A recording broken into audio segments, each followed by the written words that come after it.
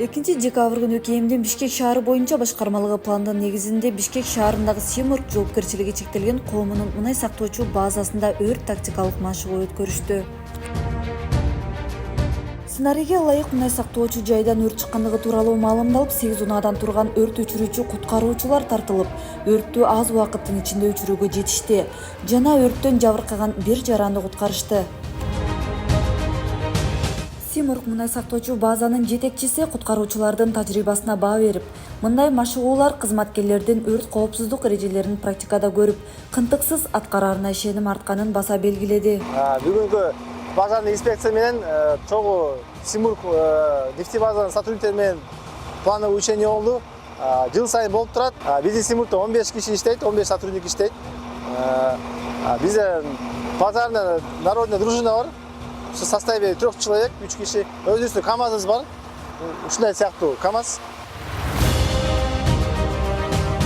Белгилей кетсек, соңку 5 жыл ичинде Бишкек шаарында мунай заттарды сактоочу базаларда өрт кырсыгы катталган эмес. Бирок 2024 жылы жеке турак үйлөрдө мыйзамсыз мунай заттарды сактап саткан 3 турак үйдөн өрт кырсыгы катталган. Машыгуу Бишкек шаардык башкармалыгынын башчысы подполковник Эрнест Жусуповдун көзөмөлүндө өтүп, анда өрт өчүрүүчү куткаруучулардын жана аталган базанын ыктыярдуу өрт өчүрүүчү кошуунунун өрт кырсыгындагы ыкчам-аракеттери текшерилип, даярдыгы бааланды.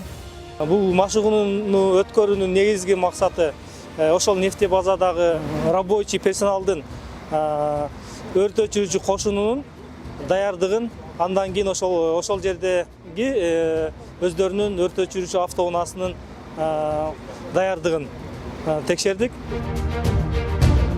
Өрт тактикалык машыгуу бул өздүк курамдын өзгөчө кырдаалдагы күчүрүү менен даярдыгы, тилсиз жоодогу татаал шарттарда өрт өчүрүүнүн ыкмаларын тоскоолдуксуз колдоно билүүсүнө шарт түзүлүп, аталган мунай сактоочу базада жаңы келген техникалардын күчү менен куткаруучулардын машыгуусу ийгиликтүү жыйынтыкталды.